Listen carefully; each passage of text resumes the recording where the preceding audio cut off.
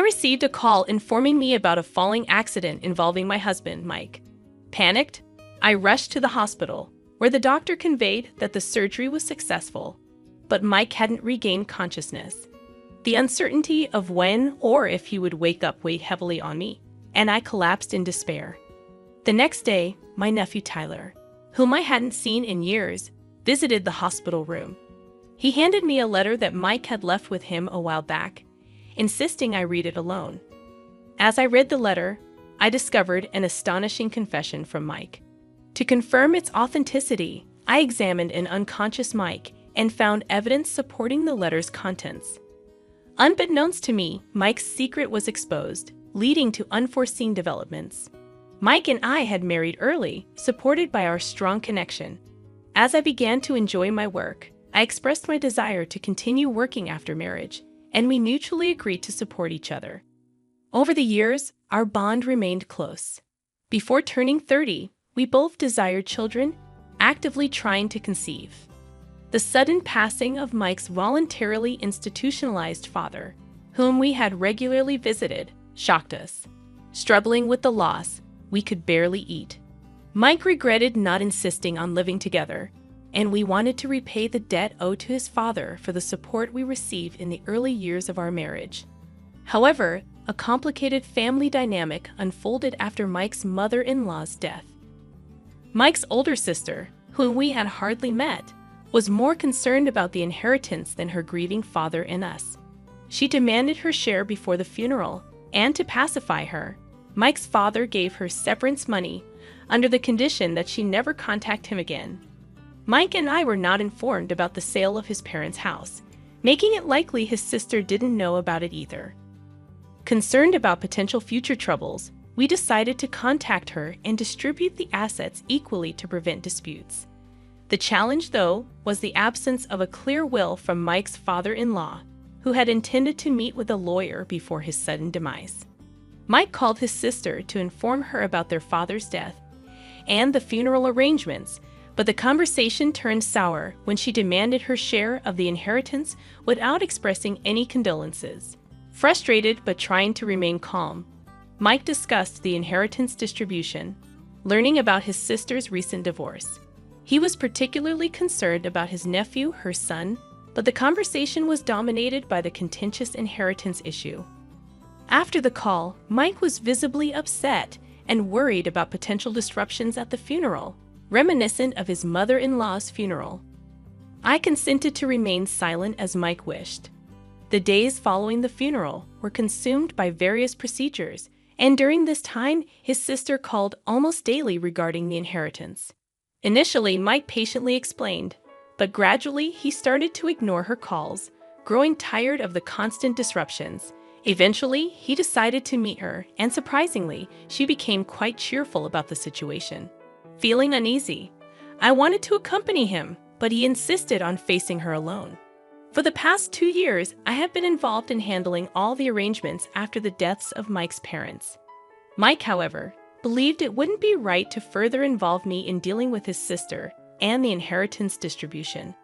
He assured me he could handle it and requested that I not worry.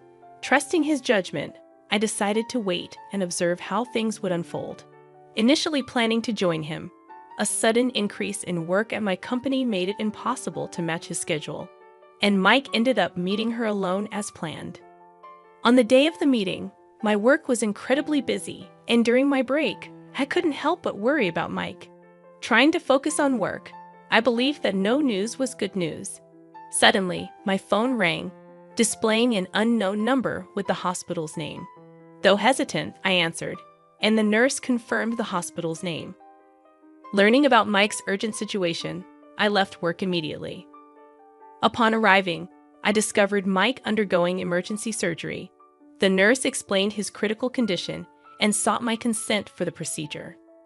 Overwhelmed, I signed various documents, and the nurse sternly but kindly reminded me to pull myself together, emphasizing that Mike was fighting for his life. Throughout the night, I arranged for Mike's hospital stay and contacted various people. It wasn't until late at night that I could sit beside him, relieved that he was alive. Tears naturally flowed, but I held his hand tightly, hoping for his consciousness to return. However, he remained unresponsive. Around noon the next day, Mike's sister unexpectedly appeared in the room. This was the first time I had seen her since my mother-in-law's funeral. Wondering why she was there, I inquired about how she knew about this hospital.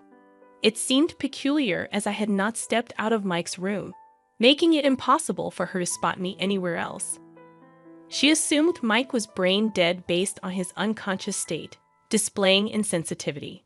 Despite her lack of concern for his safety or chances of recovery, she demanded compensation for her uninvited visit. To avoid causing a scene in front of Mike, I handed her money and watched her leave the room with an imposing attitude. As she left, she called her son into the room, introducing him as my nephew. Before leaving, she instructed him to look after me. The boy, hesitant at first, approached me and handed me a letter from Mike, stating that it was given without his mother's knowledge. The torn piece of paper seemed to contain an important message from Mike. I quickly perused the letter, discovering that Mike and his sister were initially scheduled to meet at a cafe. However, on the day of their meeting, she unexpectedly called him to her house. Mike, sensing something amiss, decided to document the events while remaining vigilant. The letter revealed a mysterious injury around the time of his mother's death, an incident he had treated himself without my knowledge. As I delved further into the letter, an astonishing story unfolded. During disputes over his mother's inheritance, Mike experienced an odd sensation in his leg after walking through a crowd. To his shock, he found a deep cut on his thigh and a utility knife in his pocket, its blade hidden. His sister now claimed responsibility for the injury, stating she had aimed for an artery in the crowd but failed. She even knew the exact location of the wound. Checking Mike's thigh while he was unconscious, I found the old cut, providing clear evidence of his sister's malicious intent.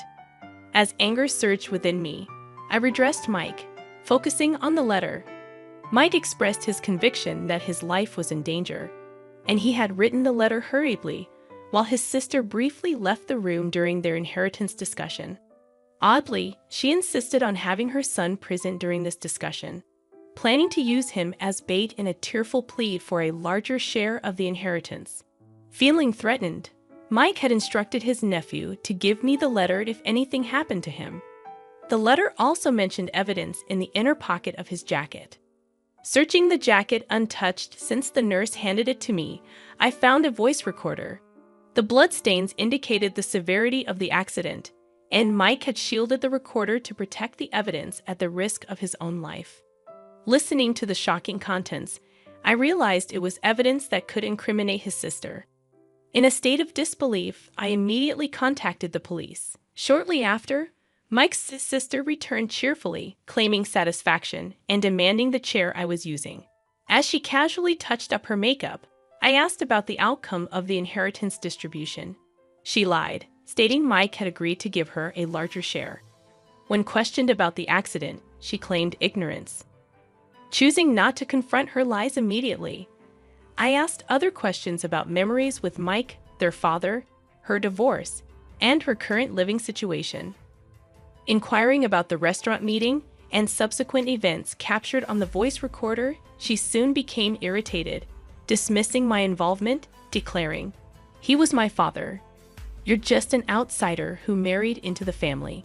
Despite my indirect connection to the inheritance, Mike's life-threatening accident implicated me in a profound way. I implored her to speak the truth, but she responded with visible outrage, asking if I thought she was lying. In response, I played the voice recorder that Mike had risked his life to save. The recording began with Mike expressing concerns about the difficulty of their conversation and his intention to record it as evidence. His sister immediately pressured him for a larger share of their father's inheritance. Initially reserved, she claimed she needed help raising her nephew alone. However, when Mike rejected her suggestion and demanded she ask her ex-husband for child support, her demeanor dramatically shifted. She confessed to inflicting the cut on Mike's thigh during the dispute over their mother's inheritance, admitting she thought it would increase her share. Mike cleverly changed the topic and suggested moving to a public place, inviting her to a nearby fish restaurant. However, her demeanor changed again, and she left to get ready. In that moment, Mike quickly wrote a letter to me, entrusting it to his nephew, and mentioned the voice recorder, hoping I would find it. After leaving her house for a restaurant, Mike treated his sister to lunch. Upon leaving, he suggested consulting a lawyer due to the deadlock in their discussion. When Mike said he was heading home, his sister insisted on accompanying him to the station. During their walk, she tried to dissuade him from involving a lawyer, leading to a commotion and voices calling for an ambulance. The recording stopped, possibly because of the emergency treatment. The sister-in-law initially seemed shocked, then became defiant, dismissing it as a sibling argument unrelated to the inheritance dispute. However, I pointed out that it proved Mike's fall was not an accident, but an incident. The police, who had arrived during her absence, confirmed the contents of the voice recorder. The sister-in-law gasped in disbelief, realizing she couldn't escape accountability. Plainclothes detectives, posing as visitors, blocked the entrance, leaving no easy escape route. As the reality of her actions dawned on her, her arrogant demeanor shifted to fear. The police took her away, dismissing her attempts to deflect responsibility with nonchalant responses. I handed over the voice recorder to the lead investigator. After the sister-in-law's drama subsided, another person appeared, Mike's former brother-in-law. I had called him when contacting the police, and as the nephew saw his father, he exclaimed, "Daddy?" leaping into his arms. The former brother-in-law acknowledged me with a nod, embracing his son. This was the first time I had met him since my mother-in-law's funeral.